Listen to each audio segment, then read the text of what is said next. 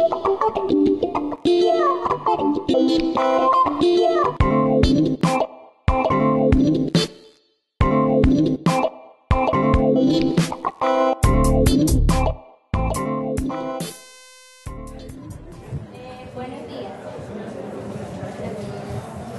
En nombre del Departamento de Educación Avanzada y el Grupo de Investigación Didáctica y Nuevas Tecnologías de la Facultad de Educación, les damos una cálida bienvenida a este evento académico. Hoy, nuestro propósito será presenciar la sustentación de anteproyectos de investigación de las estudiantes de Maestría en Educación de la 10ª cohorte en la línea Educación y TIC. Saludamos especialmente a los profesores asesores y a los jurados de los 5 proyectos quienes, con su acompañamiento y evaluación, ya han contribuido a la cualificación de estos anteproyectos y a la formación de las estudiantes. También extendemos un saludo a Sara, Vanessa, Sara Carolina, Beatriz y Astrid, quienes realizarán la presentación pública de sus ideas de investigación. También queremos saludar a los estudiantes de maestría en las diferentes regiones de Antioquia que nos siguen a través de Internet y a toda la comunidad académica presente. Esperamos que este evento nos permita obtener nuevos aprendizajes, renovar nuestra relación con la enseñanza y visibilizar nuevos horizontes para la incorporación y el uso crítico de medios y las TIC como apoyo al aprendizaje. Comenzaremos el día escuchando al profesor Juan Carlos Amador Baquiro con su conferencia Infancias y TIC. El profesor es licenciado en Ciencias Sociales de la Universidad Distrital Francisco José de Caldas, magíster en Educación de la Universidad Externado de Colombia y doctor en Educación del Doctorado Interinstitucional de Colombia. Se desempeña actualmente como profesor e investigador de la Universidad Francisco José de Caldas en Bogotá. Ha realizado diversas investigaciones y ha escrito numerosos libros, capítulos de libros y artículos en las líneas de infancias, narrativas y subjetividades y memoria y conflicto. El profesor dispondrá de 30 minutos para realizar su conferencia y luego destinaremos 15 minutos para el diálogo entre él y los asistentes. Las personas que nos siguen a través de Internet podrán remitir sus preguntas a través del correo electrónico comunicaciones.didáctica@gmail.com. Bienvenido. Muchas gracias. Bueno, muy buenos días. Pues un gusto estar acá. Quiero, pues en primer lugar, agradecer a la profesora Doris Adriana y al grupo de investigación por la invitación. De verdad que pues para mí es un gusto poder compartir este escenario con ustedes. Pues también un saludo especial a todos los colegas, a los evaluadores que con algunos hemos compartido y algunos los sigo muy fielmente. Y por el otro lado, pues también un saludo especial a las personas que van a presentar su propuesta de investigación, su proyecto de investigación. Tuve la oportunidad también de participar como evaluador en uno de ellos, así que voy a estar aquí todo el día y me van a aguantar por un buen rato el día de hoy. Y pues, digamos que la idea de este tiempo que tengo es contarles un poco algo que hemos venido haciendo con el grupo de investigación en el que participo. Es el grupo Jóvenes, Culturas y Poderes. Es un grupo que extrañamente no habla de infancia o no tiene un nombre que hable de los niños y niñas, pero que, digamos, dentro de sus sublíneas de investigación incluye la reflexión sobre las infancias, más bien en plural. Y pues, de alguna manera, esto obedece a un resultado de investigación, una investigación que se está cerrando, que trabajó la noción de acción colectiva en relación con el tema de los medios, la comunicación y la cultura.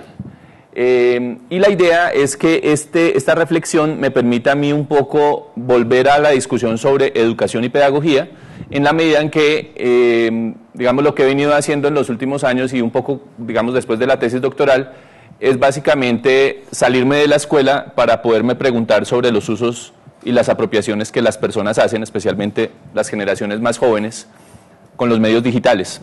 Y esa manera de salirme de la escuela me ha permitido comprender, o al menos acercarme a la comprensión de qué está pasando hoy en ese contexto de cultura digital, cultura popular y cultura visual. De modo que me permita entender si hay alguna relación o alguna interpelación que eso que está sucediendo fuera de la escuela podría preguntarle cosas a la práctica pedagógica y a lo que hacemos en la escuela y en general en las instituciones educativas. Por tanto, también quiero hacer una precisión. Digamos que yo no estoy ubicado concretamente en un campo en el que sé que ustedes trabajan mucho, que es más en el de educación en tecnología. Yo estoy más ubicado en un campo que se llama comunicación-educación. Y de todos modos, aunque no estemos en el mismo campo, me parece a mí que podemos dialogar. Me parece que esa es como un poco la idea, ¿sí? Y pues de alguna manera también los referentes y un poco las cosas a las que uno acude con alguna frecuencia están más ubicadas en la pedagogía y las ciencias sociales, ¿no? Entonces, pues digamos que es una cosa medio interdisciplinaria, pero que busca de alguna manera identificar pistas, marcos de comprensión para ver cómo pensar otra educación, cómo repensar esa escuela que tenemos hoy. En ese sentido, pues les presento esta idea. Yo inicialmente había dado un título muy genérico, como Infancias y TIC, pero en particular quiero presentarles esta idea, 5 historias de mutantes, un punto de vista desde la comunicación-educación, sobre todo señalando que la noción de mutación es una metáfora que básicamente busca identificar las transformaciones, los cambios, esas cosas de lo emergente. Y esa idea de identificar los cambios justamente es lo que me permite a mí volver a pensar la escuela, volver a pensar la práctica pedagógica, volver a pensar el currículo, y creo que pues ahora les contaré un poco en detalle de dónde sale esta idea de mutante y mutación, porque en realidad es un asunto que viene más de las ciencias naturales, ¿no? Y es un asunto que se ha incorporado como una metáfora de trabajo en las ciencias sociales y en la pedagogía. Y pues el campo comunicación-educación, seguramente ustedes lo conocen, vale la pena señalar que el campo aquí se plantea en términos también metafóricos. No estoy hablando del campo, por ejemplo, como lo plantea Pierre Bourdieu, sino estoy hablando de más bien una topografía, si se puede decir así, donde están presentes unos discursos, unas prácticas, unos agentes sociales, y en esa topografía usted encuentra ubicaciones distintas en relación con la comunicación y la educación. Vale la pena señalar que este es un campo que fundó tempranamente personas que estaban más cercanas a la educación popular y que pues tiene una trayectoria muy importante en América Latina, principalmente eso. Entonces quiero solamente destacar que 2 personas que de alguna manera han hecho contribuciones a este campo murieron recientemente, y me parece importante hacer un homenaje, hacer un reconocimiento a estos 2 pensadores, Hugo Semmelmann y Jorge Huergo, que pues de alguna manera creo yo que han sido referentes para nosotros en muchas de estas cosas que estamos discutiendo. Bueno, el propósito aquí ¿cuál es? En primer lugar, me parece fundamental analizar las mutaciones de la subjetividad en las generaciones más jóvenes, digamos en términos de Hannah Arendt, los recién llegados al mundo. Y esos recién llegados al mundo, de alguna manera, han naturalizado este entorno sociotécnico-cultural y, por tanto, producen unos usos y apropiaciones relacionadas con los medios y las tecnologías que nos sorprenden a aquellas generaciones que venimos de la cultura analógica. Algunos les llaman nativos digitales, especialmente las corporaciones y el mercado, los que venden celulares, entonces están muy metidos en los nativos digitales y por eso creo que es un término que hay que siempre ponerlo como en paréntesis, ¿no? Como tener cierta precaución. Sin embargo, en la teoría social hay un mundo de maneras de llamarlo. Generación arroba, ahora recién Carles Feixa les llama generación hashtag, generaciones interactivas, les llaman los estudios de Telefónica, y bueno, un sinnúmero de maneras de llamarlo, pero de todas maneras, bueno, Rocío Rueda y Antonio decían, vienen con el chip incorporado, y de todas maneras me parece a mí que es claro para todos que se trata de una generación con un nuevo sensorium, como dice Martín Barbero, un nuevo sensorium que hace que tengan un acercamiento distinto al mundo, que generen procesos de socialización distintos e incluso procesos de cognición distintos, ¿sí? Y esa es como un poco la preocupación que creo que muchos de nosotros tenemos, ¿no? Entonces, a esas generaciones yo les voy a llamar generaciones transmedia, ahora hablaré un poco de eso, Y básicamente quiero hacer esta lectura a través del campo comunicación-educación con el fin de problematizar el sentido de la escuela moderna y promover otras educaciones y pedagogías. Un poco la idea de transmedia es un fenómeno que tiene que ver con los modos en cómo la narrativa, a través de distintos medios, plataformas y géneros, empieza a ser, digamos, una forma de, no solamente de consumo, sino de producción cultural muy importante en las personas hoy. Ya hablaremos de eso en detalle. El orden de la presentación es esto: unos antecedentes, unos presupuestos iniciales que incluyen el problema de la infancia, el campo comunicación-educación, la cultura de convergencia, que es, digamos, de donde surge esto de la transmediación, 5 historias de mutantes, que es un poco el resultado de la investigación, el sentido de la escuela moderna y otras educaciones y pedagogías. Tengo muy poco tiempo, así que voy a tratar de ser muy ágil en algunos puntos para poder llegar al final, que es el que más me interesa, el de la escuela. Algunos antecedentes: solamente señalar que hicimos en el año 2010 una primera aproximación a través de cibercultura, con un equipo de trabajo en el que estaba Jaime Alejandro Rodríguez de la Universidad Javeriana, y pues él venía con una experiencia muy importante de Narratopedia, no sé si la conocen, es un universo narrativo en el que se ofrecen distintas herramientas de interacción y pues digamos que era un entorno muy para los jóvenes, ¿no? Para jóvenes universitarios, pero entonces digamos que ese encuentro con Jaime Alejandro nos abre la posibilidad de entender que la cibercultura es una categoría que nos da muchas pistas, sobre todo porque, al menos desde Pierre Levy, la idea de cibercultura nos permite entender mejor qué es eso de lo virtual, qué es eso de lo digital, qué es lo interactivo y qué es la inteligencia colectiva. En ese sentido, hicimos una primera aproximación armando una relación entre infancia, cibercultura y subjetividad en unas investigaciones con niños y niñas, y posteriormente viene un primer trabajo sobre jóvenes y acción colectiva. Solamente para decir que la acción colectiva es una forma de acción política, que no necesariamente es un movimiento social. La acción colectiva gira en torno a proyectos específicos. Y lo que encontramos en la investigación es que los jóvenes, organizados en el territorio, en los barrios, a través de la música, a través de la estética, etcétera, emplean mediaciones comunicativas de una manera muy inteligente para desarrollar sus propósitos políticos, ¿sí? Igual no tomaron un curso para manejar Facebook, ni tomaron un curso para trabajar con cualquier herramienta de la web. Ellos la apropian y la ponen en práctica para los propósitos políticos que tienen. Entonces, digamos que es un poco lo que hicimos en esta. Y la tercera es la publicación de la tesis, a la que le llamé Infancias, Comunicación y Educación, análisis de sus mutaciones, justamente porque lo que traté es como de mirar cuáles son las nuevas configuraciones de la infancia a propósito de esa relación entre comunicación, educación y cultura. Algunos presupuestos iniciales muy rápidos.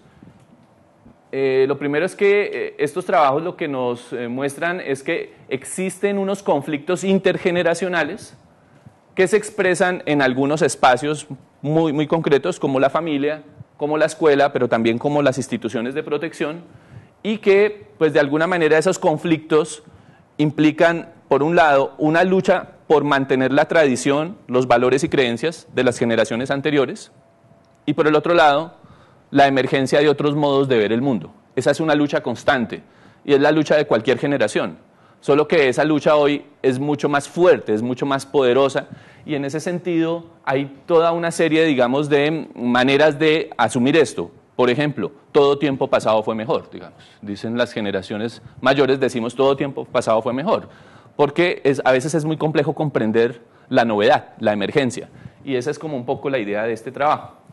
En segundo lugar, la infancia en singular, recordemos que es una construcción social de la modernidad, digamos, es uno de los grandes inventos de la modernidad, y digamos que es un término, es una noción que ha empezado a agotarse debido a unas condiciones especiales que se dan hoy en este tiempo presente. Parte de este agotamiento está relacionado con las nuevas experiencias que viven los niños y niñas. Incluso hoy en la teoría sociológica se ha venido replanteando muy seriamente esa idea de socialización primaria y socialización secundaria, toda vez que los niños y niñas desde muy temprano generan procesos de socialización de manera distinta, no solamente en el escenario familiar, sino que hay otras cosas que hacen que ellos vayan construyendo una subjetividad relacionada principalmente con pares, mundo urbano, consumo, cultura visual, etcétera, etcétera. Y en ese sentido yo identifico 3 elementos fundamentales que están modificando esa idea de la infancia frágil, inocente, digamos carente, que está en proceso, y es fundamentalmente nuevas experiencias de los niños y niñas en la comunicación, con el consumo cultural y con la experiencia estética. Y ahí aparecen varias categorías como cultura audiovisual, prácticas hipermediales, transmediaciones, que ya lo trabajaremos en un momento.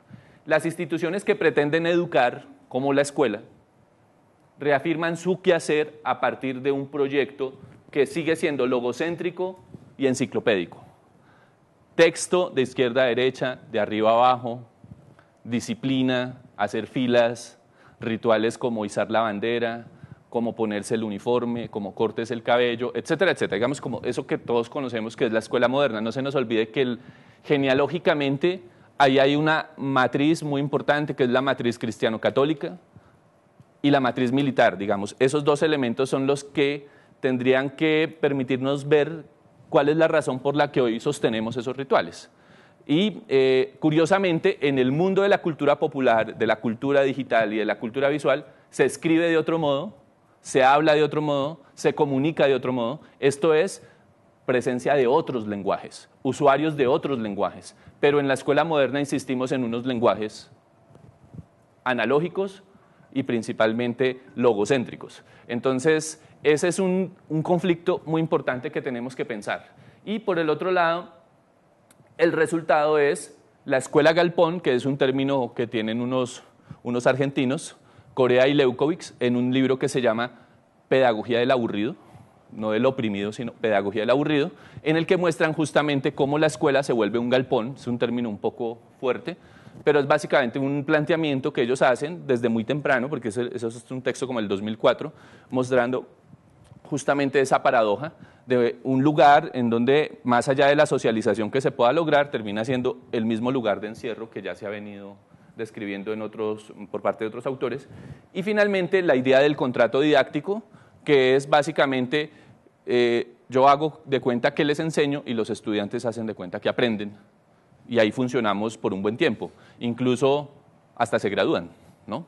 Entonces creo yo que es muy importante tener en cuenta estos puntos de partida. Otros presupuestos, digamos, un poco más relacionados con los jóvenes, es que hoy definitivamente se está hablando de un tránsito de las tribus y de las culturas juveniles a una noción muy importante que es la de condición juvenil. Este es un tema amplio, pero básicamente se trata de un replanteamiento de lo joven y de lo juvenil. Ya no tiene que ver con grupos etarios, etapas de desarrollo y ese tipo de limitaciones, sino con experiencias vitales. De modo pues que hoy personas de 12 años se pueden asumir jóvenes, ¿sí? Y personas de 40 también se pueden asumir jóvenes, ¿cierto? Entonces digamos que es un asunto que tiene que ver con los mundos de vida de las personas, y ese es como un poco el trabajo que hace Reguillo y Valenzuela alrededor de esta noción de condición juvenil, con todas las problemáticas que tiene hoy lo juvenil, porque en América Latina y el Caribe casi que estamos hoy en un momento de crisis profunda de los jóvenes, porque los están matando por un lado y por el otro lado están en una situación de desempleo estructural muy compleja. Aunque los jóvenes no se vinculan a las prácticas de la democracia formal, participan en esos proyectos de acción colectiva. La acción colectiva juvenil es una forma de agencia que opera sobre la base de 3 principios: lo común, la agencia y la articulación de prácticas políticas, cultura y estética. Un referente muy importante aquí en América Latina es Óscar Aguilera, quien trabaja la noción de acción colectiva en jóvenes, y es muy interesante, sobre todo desde la experiencia chilena, argentina, bueno, ha hecho un recorrido muy interesante. Pero lo que me parece muy importante es que la comunicación, la cultura y la estética son unos pilares fundamentales para los proyectos de acción colectiva juvenil, o es al menos lo que nosotros vimos. Y finalmente, esta idea de las mutaciones en el contexto de los estudios sobre la cultura, la comunicación y la educación son comprendidos como fenómenos emergentes que, aunque implican novedad, también contienen elementos del pasado. Hay un autor que se llama Alessandro Barico que habla de los mutantes y de la mutación, en un libro que se llama Ensayo sobre la mutación justamente y que pues, nos permitiría ver un poco las condiciones y las circunstancias en las que se da ese cambio. Por otro lado, pues digamos, creo que lo que acabo de señalar muestra que hay un tránsito de la infancia moderna, frágil, inocente, carente, etcétera, a una cosa distinta. Yo no estoy diciendo si es mejor o peor, pero es algo distinto, ¿sí? En donde los sujetos empiezan a generar unas prácticas, unas apropiaciones, unos modos de relacionarse con los otros, incluso unas nuevas formas de inteligibilidad del mundo. Y en ese sentido, pues obviamente los medios y las tecnologías juegan un papel muy importante, específicamente tecnologías digitales. Por esa razón, el dispositivo móvil juega un papel fundamental. Por esa razón, aquí hay una idea más de la navegación, de surfear, como esa idea de surfear. Y por el otro lado, la realidad empieza a tener, digamos, una alta dosis de ficción, de narrativa, de interactividad, que son fundamentales pues, para construir los mundos de vida de estos sujetos. Esto es solamente para mostrar, y esto lo voy a hacer muy rápido, para mostrar que una forma de acercarme a esa realidad la hago a través de un campo que se llama comunicación-educación. Este campo, como les decía hace un rato, tiene unos inspiradores que básicamente están en la educación popular. El propio Freire es uno de ellos, y otra serie de personas que tuvieron una labor muy importante en ese momento, por ejemplo, Matelart, por ejemplo, Mario Kaplun, entre otros, que les interesaba mucho entender, al menos en su época, cómo los medios y cómo las formas de comunicación, al menos las de ese tiempo, jugaban un papel muy importante para las luchas políticas que se estaban desarrollando en los países, ¿no? Pero también importante destacar que esto está bastante emparentado con lo que en Colombia se ha hecho en términos de educación popular, la labor que se ha hecho especialmente para pensar lo que pasa con las organizaciones y las comunidades en el territorio, que extrañamente se llama educación popular, pero que no entra en la escuela formal. Es decir, la educación popular, al menos en Colombia, tiene una larga trayectoria de trabajo, de producción, pero no necesariamente se inscribe en la escuela, ¿no? Es una cosa muy extraña. Y ahí aparecen personajes pues, como Lola Sendales, Marco Raúl Mejía y el mismo Fals, que aunque no fue educación popular, tuvo unas relaciones muy importantes o unos aportes desde la sociología sentipensante. Actualmente en el campo pues tenemos muchas personas, pero solamente para destacar la obra de Martín Barbero, de Jorge Huergo, por ejemplo el trabajo de Martín Serrano, por ejemplo el trabajo de Guillermo Orozco, ¿sí? Que me parece que de alguna manera muestran que se trata de una posibilidad para pensar cuál es el lugar que tienen los medios y las tecnologías en este mundo social en el que vivimos. Sin embargo, el campo comunicación-educación no ha profundizado, no ha trabajado, digamos, de una manera muy detallada estas cosas nuevas que estamos viendo hoy. Por esa razón creo yo que estas nuevas generaciones de investigadores podrían ayudar mucho en este campo, justamente a mirar esa cultura digital, esa cibercultura, todos esos elementos que están apareciendo allí, como otra posibilidad pues también de comprender la realidad, pero también de generar otros procesos educativos. Lo emergente sería algo que algunos autores llaman la convergencia. Si bien es cierto, en el campo de educación en tecnología se habla mucho de la convergencia tecnológica y de la convergencia digital, yo hablaría de una convergencia cultural que incluye una intersección entre tres cosas que, digamos, me ha interesado mucho revisarlas, y es que esa intersección, que aquí no se ve mucho en el dibujo, perdónenme que no quedó la intersección, es una relación cada vez más estrecha entre cultura popular, cultura visual y cultura digital. Las personas en el mundo contemporáneo que tenemos transitan por esas culturas, ¿sí? Y empiezan a haber, digamos, interrelaciones entre cada una de ellas. Hoy la cultura digital también es cultura popular. Hoy la cultura popular se nutre de esos elementos de la apropiación y de la producción digital y visual. Y lo que vemos es que las personas cada vez más se instalan en esos escenarios, ¿no? Cada una tiene su manera de ser explicada teóricamente, no me voy a detener en eso, pero tal vez sí señalar el aporte que tendrían aquí tres planteamientos que a mi juicio ayudarían a entender estas nuevas intersecciones. Pues fundamentalmente el trabajo de Pierre Levy sobre cibercultura, sobre todo destacando el papel que tiene aquí la inteligencia colectiva, que es algo que opera hoy en el mundo, uno lo alcanza a ver, hay estudios que nos están mostrando que hoy se está produciendo más conocimiento a través de las redes y de las comunidades de práctica, que a veces a través de estos escenarios así formales. Y creo que es una cosa que tenemos que pensar muy en serio. Y creo que eso se acerca a esta idea de Levy que tempranamente mencionó como inteligencia colectiva. Por el otro lado, el trabajo de Bruno Latour sobre la teoría del actor red, me parece que es otro planteamiento muy interesante, muy sociológico, pero que nos ayuda a entender cuál es el lugar que tienen los objetos en el mundo social.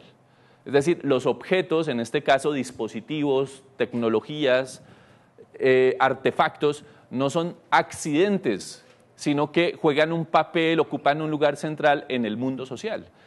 Establecemos relaciones particulares con ellos, tienen unos usos, unas funciones específicas, y creo que en ese sentido la idea del actor red y del actuante, que es la palabra que él plantea, me parece que también nos ayudan a entender esas nuevas relaciones que tejemos con los objetos tecnológicos.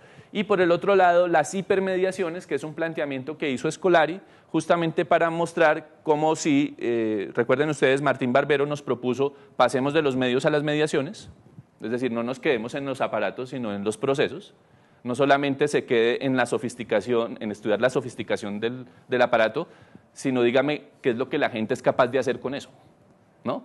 Y eso es pasar un poco de esa idea de los medios a las mediaciones. Bueno, esto es un planteamiento que hace muy temprano Martín Barbero, por allá en el 2000. ¿Qué nos dice Scolari? Pasemos de las mediaciones a las hipermediaciones. Y es una idea también muy bonita, ¿sí? Y es, sí, es cierto, tenemos que entender qué es lo que la gente hace con eso. Pasemos del aparato al proceso.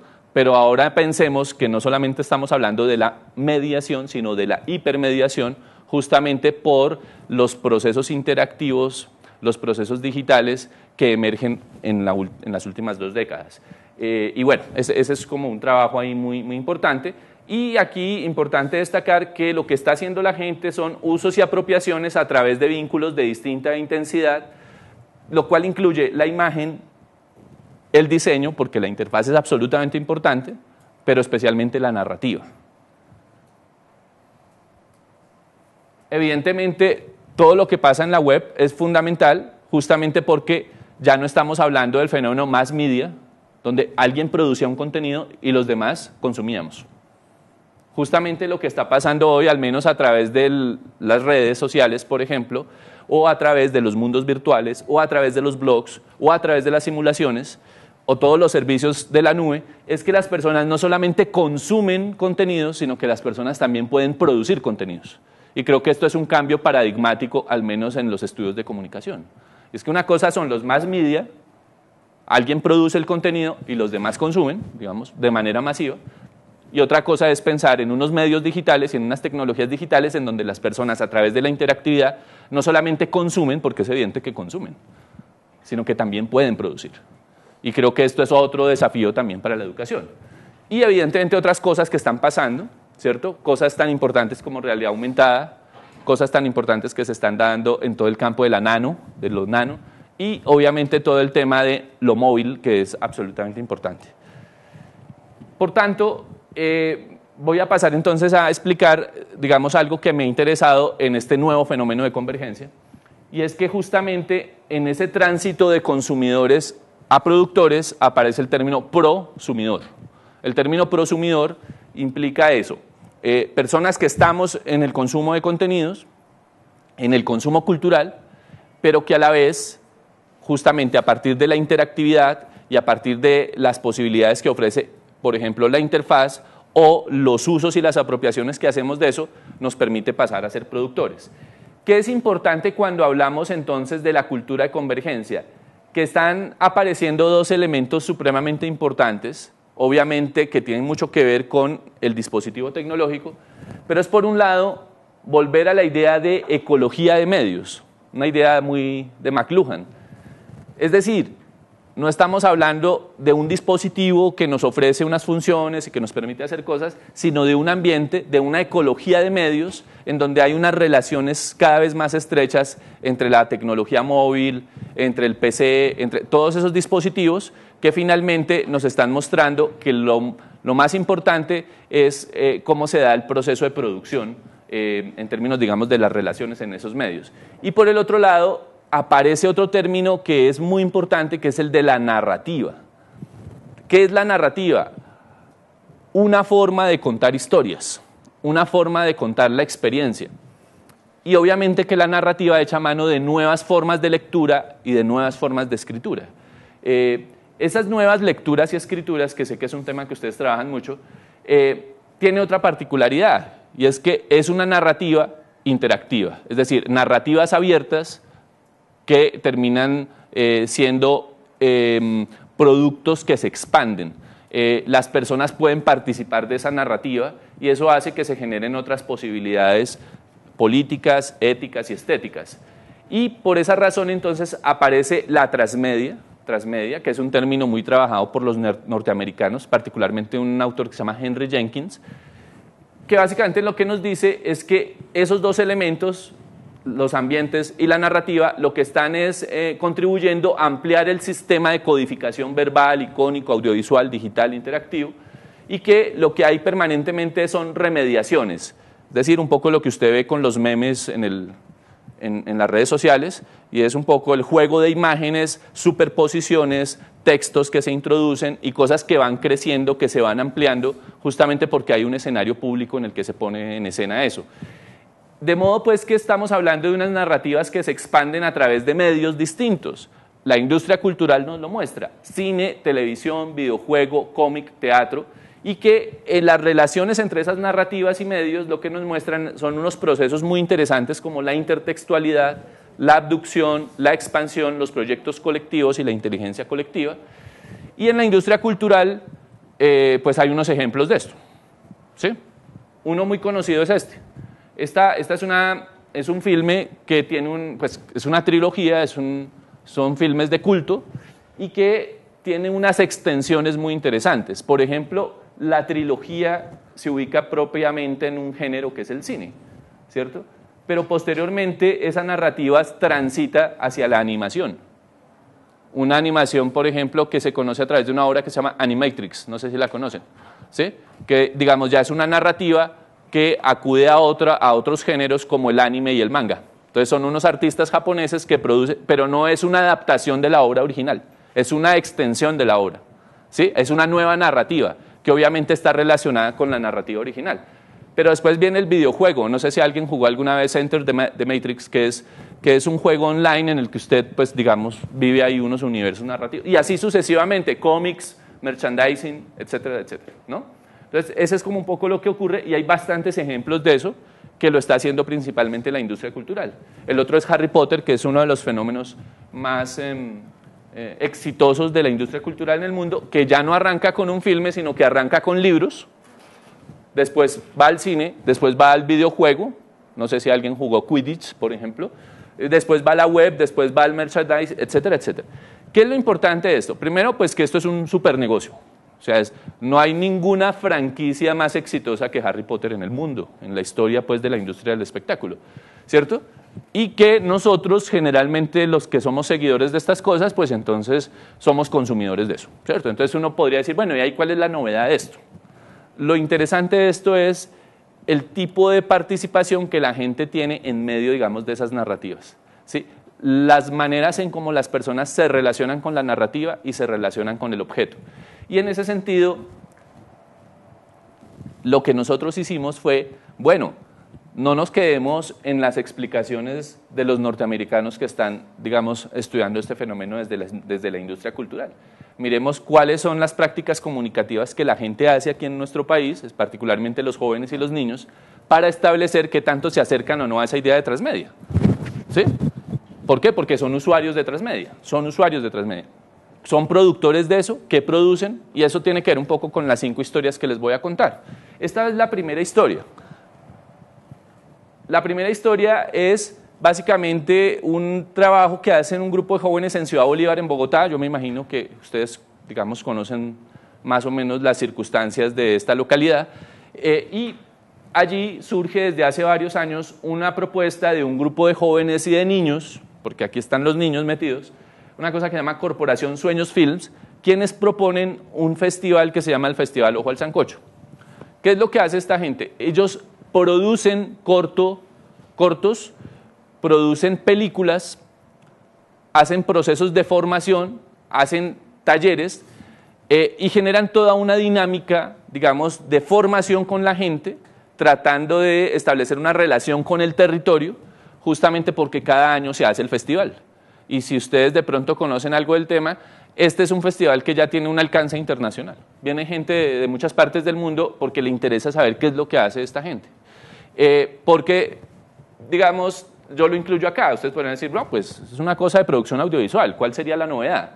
Pues que tienen una tarea muy importante, por ejemplo, a través de redes sociales. Se mueven mucho por ahí. Tienen otra cosa muy importante y es su canal de YouTube, donde, digamos, están todos los contenidos, porque parten de la idea de que esos contenidos son para la gente.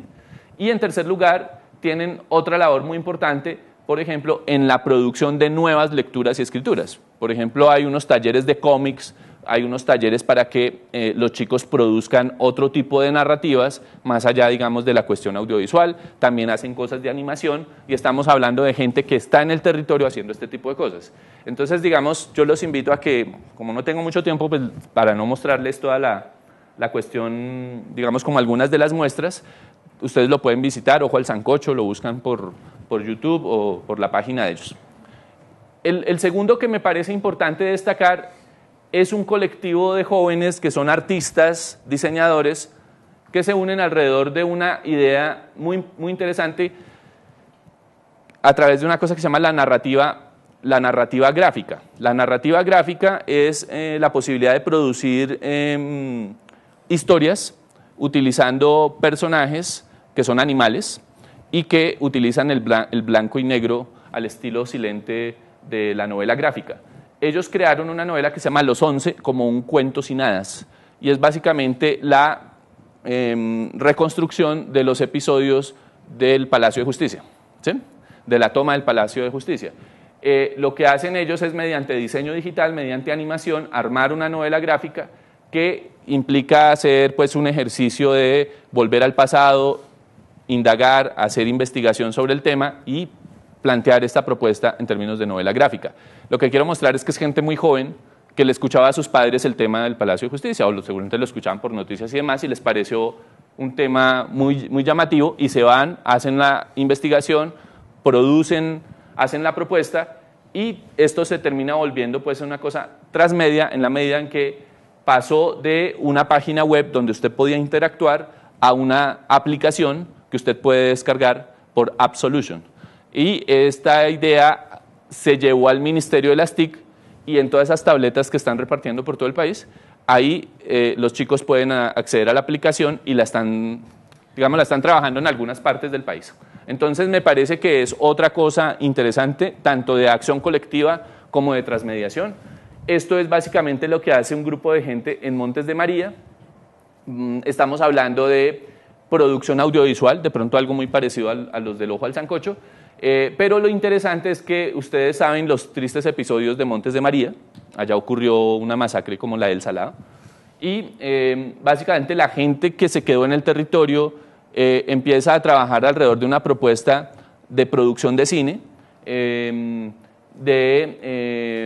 formación con niños y niñas y de recuperación de las memorias y de las tradiciones de la región. Entonces ustedes van a encontrar que hay un festival que se llama Audiovisual de Montes de María y que tiene todos estos elementos que hemos hablado. Lo que me parece interesante es como el lugar que ocupan acá los niños y las niñas. Este es uno de los chicos que ganó uno de los premios, creo que en el 2011, y pues digamos como toda la tarea de recuperación de identidad que me parece interesante. Esto es una cosa que ocurre en Bogotá, un colectivo que se llama Anthrax Street.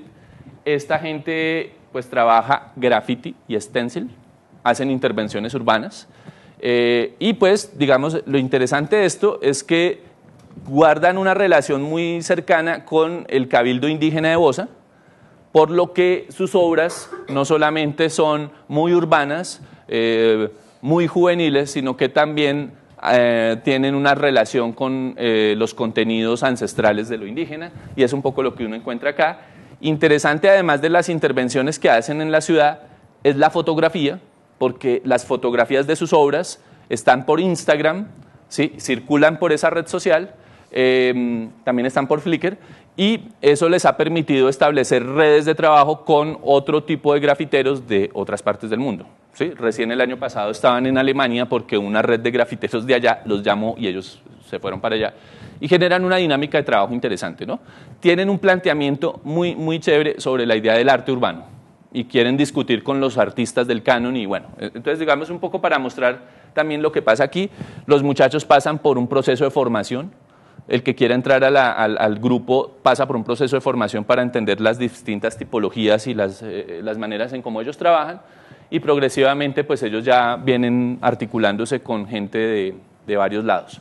Finalmente, esta es una propuesta escolar, básicamente, el título de la propuesta se llama Drogados de Amor y es básicamente una idea de teatro transmedia de niños, niñas y jóvenes de un colegio de Bogotá.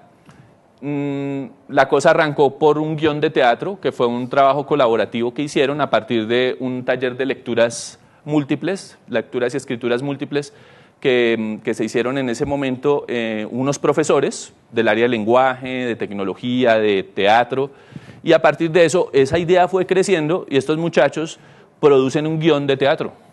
Entonces hasta ahí uno diría, bueno, pues chévere, ¿no? Hacen un guión de teatro.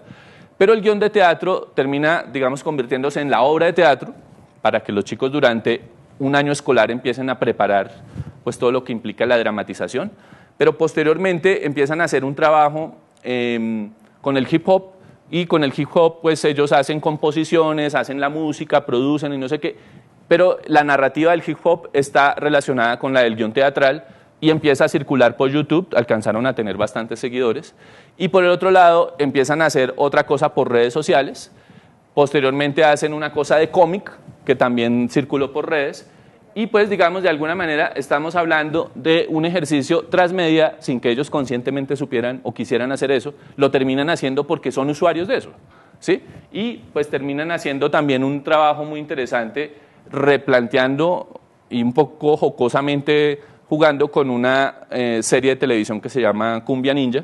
Entonces terminan un poco jugando con la dramatización de ese contenido televisivo y replanteando una serie de cosas alrededor de esto. Al final se presenta la obra, los padres de familia están, hacen transmisión por streaming, bueno, una serie de cosas y los muchachos pues siguen ahora con otros proyectos desde su condición de estudiantes.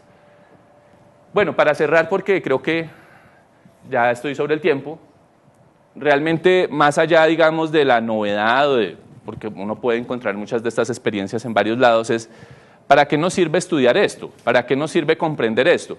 Mi pregunta fundamental es, y bueno, ¿cuál es el sentido de la escuela moderna que persiste hoy? Una escuela creada hace 200 años con unas características especiales, y en ese sentido, pues la pregunta que uno se hace es ¿cómo esto interpela las prácticas pedagógicas? Y en ese sentido, pues solamente decir que no es suficiente con incluir artefactos, computadores, tabletas en el mundo escolar si no somos capaces de repensar nuestra práctica pedagógica, si no somos capaces de repensar el currículo y el sentido de lo que hacemos, si no somos capaces de entender el conflicto del código, porque hay un conflicto con el código.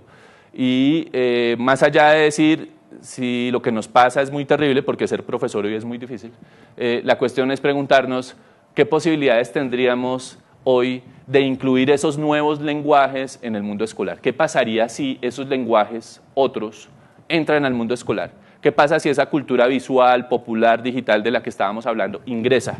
Y es un poco lo que se imaginaban otros hace algún tiempo, ¿no? A principios del siglo XX había alguien que se imaginaba que en el año 2000 iba a pasar cosas, yo no sé, siempre se pensaba que en el año 2000 iban a pasar muchas cosas extrañas, que iban a haber naves espaciales y que íbamos a actuar de cierta manera, y pues lo cierto es que eso no ocurrió. Este señor pensaba que ingresaba a los libros un niño con una manivela hacia este movimiento y que unas ondas electromagnéticas pasaban por, no sé si lo alcanzan a ver, por esos conductos para que los niños entonces pudieran captar la información, ¿no? Entonces, digamos, el típico transmisionismo, siempre se había pensado en eso. Y me parece que el riesgo que tenemos hoy con la introducción de las tecnologías no dista mucho de eso. Y es pensar que mágicamente el uso de las pantallas nos va a resolver los problemas. Por esa razón, entonces, creo que es muy importante pensar en otras educaciones y pedagogías. Educaciones y pedagogías es un término muy amplio, pero en sentido estricto estaríamos hablando de reconocer que esos niños, niñas y jóvenes que han nacido después de la década del 90 tienen unas particulares, otras subjetividades que están principalmente dotadas del tema de cuerpo, un tema que aisló la escuela desde hace 200 años, el tema de cuerpo y de expresión está ausente de la escuela moderna, lenguajes en plural y obviamente experiencias en plural. Y por el otro lado, pues estaríamos frente a un proceso nuevo de figuración que implica sociogénesis y psicogénesis, es decir, una nueva relación entre lo social y lo individual, entre lo social y lo psicológico, que implica pensarnos una nueva esfera pública que está ahí, a través de la web, y que puede ser muy potente en esa perspectiva de la inteligencia colectiva. Por esa razón, mi propuesta, o un poco lo que yo trabajé en la tesis, pero que ahorita no tengo mucho tiempo de explicarlo, es trabajar alrededor de dos ideas. Por un lado, una educación convergente, que implicaría, ¿se acuerdan los circulitos? Cultura digital, cultura visual, cultura popular. ¿Qué tal si ponemos cultura escolar ahí? ¿Qué tal si la ponemos ahí? O sea, y esa idea de la convergencia implicaría hacer posible la convergencia entre esas culturas. Por el otro lado, articular los aprendizajes invisibles y los aprendizajes formales, porque hay un conocimiento tácito que adquirimos en la experiencia, pero ese a veces no lo tenemos en cuenta en la escuela. Por eso hay un trabajo muy chévere de Cristóbal Cobo acerca del aprendizaje invisible que puede ser útil. Fomentar prácticas pedagógicas situadas en una frontera, que es la frontera emocional persuasiva y racional reflexiva. La escuela priorizó la racional reflexiva, pero hoy los sujetos son mucho más emocionales, se apasionan por muchas cosas y así es como se aprende. El aprendizaje implica pasión, implica obsesionarse por algo. De lo contrario, estaríamos hablando más bien de desempeño, que es lo que miden las pruebas. Pero hay una distancia muy grande entre desempeño y aprendizaje. ¿Sí? ¿Ustedes han oído, les ha pasado la amnesia posevaluativa? La amnesia posevaluativa es cuando usted se prepara para una prueba y tal, presenta la prueba, hasta la pasa, pero cruza esa puerta y ¿aprendió? No sabemos. Entonces creo que hoy hay una grave confusión entre desempeño y aprendizaje y a mi juicio es necesario volver a pensar en serio lo del aprendizaje, que no lo miden las pruebas. Y por el otro lado, me parece que se puede pensar en una pedagogía de la presencia que implica una práctica pedagógica centrada en el aprendizaje y en la gestión del conocimiento, no centrada en un profesor que aquí supuestamente tiene el conocimiento y enseña y utiliza un dispositivo que se llama el libro, sino que hoy, pues digamos, las fuentes de información están en otro lado. De la administración de los sistemas de conocimiento y del aplazamiento del presente a la producción de presencia. ¿Qué significa eso? Es un planteamiento que yo hago fundamentalmente sobre la base de construir presente con los niños y niñas. La escuela siempre piensa, cuando usted sea grande y pueda decir, cuando usted sea mayor y pueda hacer en unos años, y yo creo que lo que hay es que generar un ambiente donde se pueda vivir el presente, donde los niños entiendan que el presente es importante y que ellos puedan construir y producir en ese presente. Una pedagogía de la praxis que favorezca la liberación, el ejercicio de la ciudadanía y la acción colectiva. Su base está en modos de funcionamiento como las simulaciones, la inteligencia colectiva y la experiencia estética. Bueno, esto solamente es para mostrarles que en la investigación, cuando estábamos en ese tiempo el año pasado haciendo eso, esta fue una de las cosas que circuló mucho por las redes sociales, yo me imagino que ustedes la vieron, a propósito de la coyuntura política de ese momento. Y muchos jóvenes estaban muy entusiasmados con esta idea de los héroes en Colombia sí existen y pues es muy diciente, ¿no?, por la imagen. Y pues finalmente yo creo que tendríamos que pensar en una pedagogía de la presencia que implica ambientes de aprendizaje pasando de los observatorios a los colaboratorios, creo que eso es muy importante, unos contenidos mucho más interactivos, tendríamos que pasar del uso del texto escolar a la postproducción en repositorios web y unas prácticas pedagógicas interactivas, creo que eso es muy importante, eso implicaría pasar de la enseñanza de temas, además nuestros currículos son basados en contenidos, a la gestión colectiva del conocimiento. Y pues bueno, eso es todo. Muchas gracias por su atención.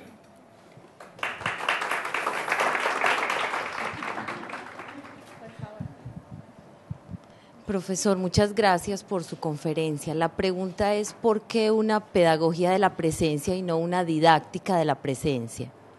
Ok, muy bien. ¿Más? ¿Quiere hacer preguntas? La primera es sobre infancias. ¿Alguna otra idea? Bueno, vamos entonces con esta mientras que se animan. Bueno, no, gracias por las preguntas porque evidentemente creo que al menos estos dos temas fueron muy rápidos, ¿no? A ver, la idea de infancias, pues realmente es una idea que viene moviéndose desde hace bastante rato, creo yo que en América Latina especialmente. Tiene que ver con varias cosas. En primer lugar, reconocer que definitivamente estamos transitando de una condición, digámoslo así, ontológica de los niños y de las niñas, entendidos como unos sujetos, decía yo, frágiles, inocentes, unos niños que, digamos, su único objetivo en el mundo es como prepararse para el mundo adulto, ¿cierto? Y lo que uno encuentra es que esa noción que es prototípica de la modernidad y que además es muy funcional a los procesos de escolarización y de normalización que se dieron especialmente desde el siglo XVIII en adelante, pues digamos que es una noción que yo creo que está hoy, a través de las experiencias que estamos viendo, se está replanteando, se está removiendo esa idea de esa infancia con esas condiciones. Entonces digamos que yo sé que eso de los plurales a veces suena muy relativo y muy aburrido, ¿no? Porque hoy los plurales se los pusieron a todo, pero básicamente se trata de reconocer la heterogeneidad, la diferencia de experiencias de vida de niños y de niñas en la cultura, entre otras cosas porque la infancia de la modernidad es una infancia excesivamente centrada en el mundo urbano, en la escolarización y en ese tipo de cosas. Para dar un ejemplo, en el mundo indígena las prácticas de crianza y el cuidado son absolutamente distintas a como hoy lo hacemos nosotros. A juicio nuestro, por ejemplo, uno podría pensar que eso es maltrato o que le están afectando los derechos a los niños. Un ejemplo así tremendo, ahorita estamos haciendo una investigación en el Amazonas con la comunidad ticuna. Estamos trabajando qué es lo que pasa con los niños y las niñas allá, porque el ministerio puso un centro de desarrollo infantil, conocen la política del Ministerio de Primera Infancia, ¿cierto? Entonces, puso un centro de desarrollo infantil en Puerto Nariño, que es un municipio del Amazonas.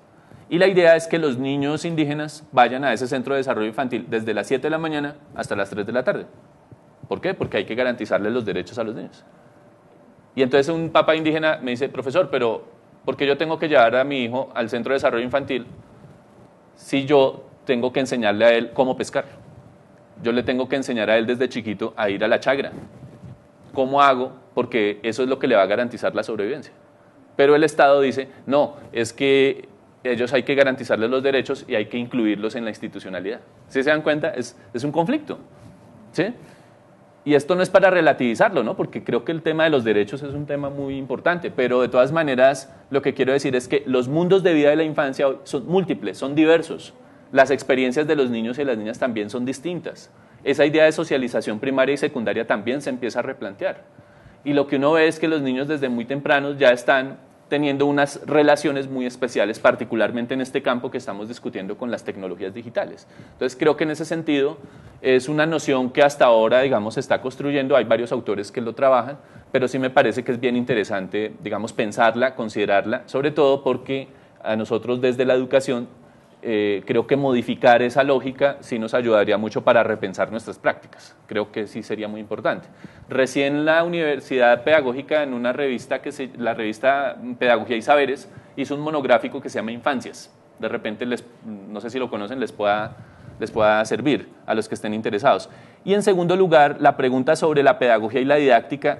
Yo estoy de acuerdo en que en esta exposición la cuestión todavía se queda muy general. La pedagogía de la presencia realmente implica fomentar la experiencia pedagógica en la escuela. ¿Cuál es mi idea? Retomar la noción de experiencia de John Dewey, de experiencia, en el sentido en que la experiencia es un acontecimiento que nos marca la vida. algo que nos da un giro, ¿sí? Algo que hace que nosotros abandonemos nuestra condición de existencia y entremos en una nueva posibilidad. ¿Eso qué significa? Que a mí me parece que la escuela tendría que pasar de la rutinización pedagógica, ¿sí?, a fomentar experiencias pedagógicas. Pero hoy esas experiencias, parece ser, tienen mucho que ver con lo cooperativo, lo colaborativo, las redes, la producción de contenidos. Parece ser que hoy el aprendizaje tiene mucho que ver con eso. Entonces, en ese sentido, yo hago un planteamiento genérico en términos de pedagogía.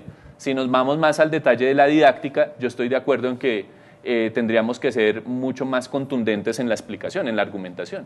Pero sí estoy de acuerdo en que el paso siguiente, al menos a los que les interesa esta idea de la presencia, es justamente pasar a una idea de la didáctica que nos permita pensar ya la minucia de los procesos de enseñanza y aprendizaje y que nos permita entender, pues básicamente, que cuando hablamos de didáctica, bueno, yo sé que ese es el tema de ustedes son los expertos en el tema, pero lo que yo diría es que la didáctica no solamente debe ocuparse del uso de dispositivos pedagógicos, de generar ambientes de aprendizaje, sino especialmente de entender cómo ese otro que está ahí, ese sujeto del aprendizaje, hace inteligible el mundo, mediante unos códigos, mediante unos lenguajes, etc.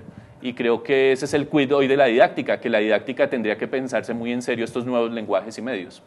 Y por eso me gusta mucho tu pregunta, porque creo que ahí hay una posibilidad chévere para seguir pensando, ¿no? Es otra posibilidad. Lo que pasa es que el tema de la condición, digamos, se ha empleado más para hablar, por ejemplo, de los jóvenes, ¿no?, la condición juvenil. Pero sí creo que hoy sería necesario pensar esa idea de condición de infancia, yo estoy de acuerdo. ¿Condición qué es? Ir más allá de etapas de desarrollo, por ejemplo. Ir más allá de una cuestión, digámoslo, de tipo psicobiológico. Y es que las experiencias socioculturales empiezan a jugar un lugar especial en la vivencia de estos sujetos.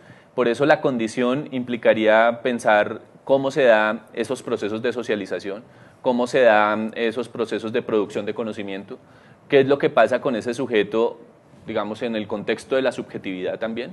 Y creo que la condición de infancia es una posibilidad interesante para ir más allá de lo que siempre se ha planteado como etapas de desarrollo, que creo que es muy problemático hoy, ¿no? Y que creo que hoy, incluso ya digamos, los que están estudiando el tema de primera infancia, lo que nos están diciendo es, no se trata de un desarrollo que está sujeto a etapas y condición psicobiológica. Se trata de un proceso de desarrollo que se da en la interacción, que se da en la experiencia. Y potenciar eso es lo que nos permitiría trabajar esa idea de sujeto de derechos, que creo que también nos interesa cuando hablamos de infancia.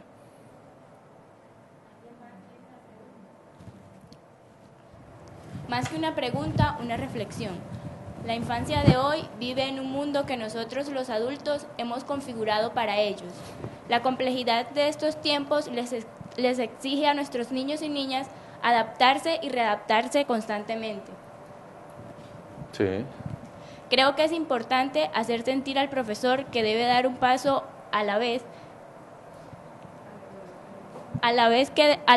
que debe complementar y no sustituir, acompañarlos en el desafío. Sí, no, yo estoy de acuerdo. Bueno, no sé sobre esta última exactamente, no comprendo muy bien la idea, pero digamos, en este comentario inicial me parece que es muy importante la reflexión que hace la profesora. Creo que sí, que se trata un poco de ese mundo idílico que creamos los adultos y particularmente ese proyecto de modernidad, y creo que estamos en un momento muy, muy complejo en el que evidentemente ellos muestran su capacidad de producción, pero por el otro lado también veo que es un momento en el que también tenemos que generar condiciones de afecto, condiciones de cuidado, una serie de cosas que yo creo que hoy también desde la escuela tendríamos que pensar, ¿no? Pues porque estamos en un país en conflicto, ¿sí? Y porque creo que uno de los grandes desafíos que tenemos como sociedad es que justamente podamos resolver la deuda histórica que también tenemos con los niños y las niñas en este país. Y es una deuda histórica que tiene que ver con un conflicto prolongado y con un adultocentrismo que es muy complicado, ¿no? y unas prácticas, digamos, de reproducción patriarcales y machistas que son muy complejas. Así que, digamos, yo comparto este comentario que hace la profesora en el sentido de pensar que en estos tiempos hay que crear otras condiciones y otras posibilidades para eso que aquí en Medellín se llamaría un nuevo comienzo, ¿no? El nuevo comienzo que plantean los del programa de primera infancia. No sé, pues eso sería. ¿Cree usted que este tipo de prácticas no empiezan como a desmoronar un poco las categorías que hemos traído de la tradición? Por ejemplo, entre lo informal y lo formal, lo institucional y lo no institucional, lo que pasa por dentro y por fuera, pues como esas divisiones cartesianas que hemos traído y que a veces cuando tratamos de pensar estos temas se nos complica un poco, porque son prácticas de afuera y ver cómo intervienen adentro, o ver cómo lo adentro interfiere hacia afuera, y a veces esas categorías históricas nos ponen piedras como en el análisis. No sé si ha sentido alguna vez eso, pues porque escuchaba que es como un diálogo, casi que un baile entre lo que pasa por fuera, lo que pasa por dentro, que estamos en un momento histórico en que esas divisiones ya no son tan transparentes. Bueno, agradezco también la pregunta porque me parece muy interesante. Creo yo que en la tradición moderna justamente lo que se profundizó fue una visión dicotómica del mundo, que además es una visión dicotómica muy peligrosa, porque usted está conmigo o está contra mí, ¿sí? Y creo yo que justamente nuestras formas de ver el mundo están basadas en unas relaciones de poder de tipo dicotómico. Hombre, mujer, heterosexual, homosexual, adulto, niño, bueno, y de ahí para arriba todas las relaciones dicotómicas que hemos construido en este mundo. Y esas relaciones dicotómicas, mire, son tan peligrosas que cuando eso se profundiza, viene un asunto en donde la diferencia es asumida como inferioridad. Por ejemplo, si yo asumo al otro como diferente, pero lo inferiorizo porque es homosexual, porque es negro, porque es indígena, porque es etcétera, lo que usted hace es dominar y hasta acabar con la humanidad del otro, ¿sí? Cuando usted ve la diferencia, ve al otro como un inferior, lo domina. Y creo que eso es lo que ha venido ocurriendo, por ejemplo, en la relación adulto-niño. Es una relación compleja, ¿sí? Piensen ustedes, es por su bien, ¿sí? Es por su bien, es todo un relato que durante el siglo XX lo hemos tenido, por ejemplo, en el caso colombiano. Es por su bien, no importa que le haya castigado, es por su bien, ¿sí? O esa idea de pensar que el adulto es como el dueño del niño, ¿sí? Entonces yo sí creo que en estas relaciones dicotómicas que persisten hasta nuestros días, creo que una tarea fundamental es esa, cómo la escuela permite otras posibilidades, porque es que ese es uno de los espacios mucho más radicales en esas relaciones dicotómicas. Y creo yo que esa apertura de pensamiento nos permitiría construir otros procesos, ¿sí? Construir otros procesos de aprendizaje, generar un proyecto ético común en este país que no lo tenemos. Un proyecto ético es sobre qué base aquí vamos a construir posconflicto, sobre qué base aquí vamos a formar a las nuevas generaciones, cuáles son, digamos, los principios que nos unen como colombianos. Creo que eso es muy difícil, cada quien tiene su propio proyecto ético y político y desde ahí justifica sus acciones. Entonces, yo comparto su idea, me parece a mí que tenemos que hacer un proceso de descolonización y esa descolonización implica romper esas lógicas dicotómicas y me parece que la escuela sería un bello escenario para experimentar eso. Por ejemplo, desde la didáctica, desde la incorporación de estos nuevos lenguajes y con la posibilidad de que se produzcan otras posibilidades. Lo que yo he visto recorriendo muchas escuelas en nuestro país es que es impresionante lo que se puede hacer cuando los maestros permiten que los niños incorporen sus intereses, sus necesidades.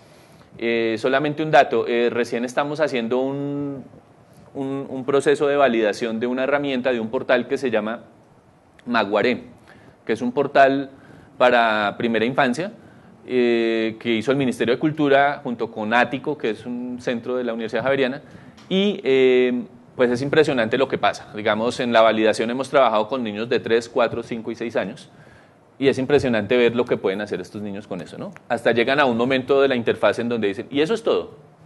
¿Y esto tan aburrido?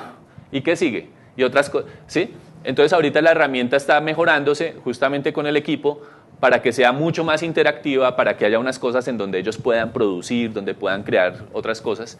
Pero digamos, lo que quiero mostrar con este ejemplo es que es impresionante las capacidades que uno empieza a ver en los más chiquitos para este tipo de cosas, ¿no? Y me parece que si eso se potencializa puede generar cosas muy interesantes en el escenario escolar. Pero si la escuela no se abre, esto está muy difícil. Mire, el tema de educación sin escuela, eso es en serio, eso se está moviendo en todo el mundo y particularmente en Colombia eso está ocurriendo. Y a mí me parece que es un riesgo, o sea, me parece que una sociedad que empiece a decir que es posible pues educarse sin escuela, me parece que también es un riesgo muy grande, ¿sí? Más en un país como este.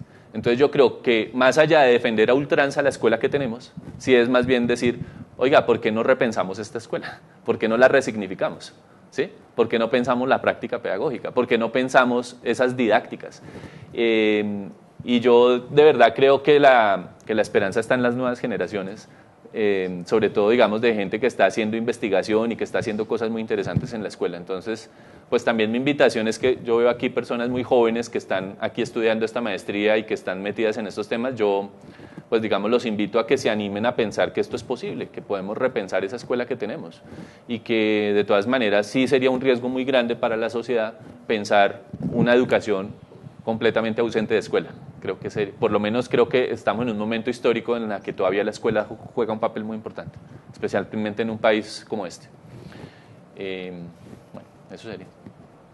Gracias.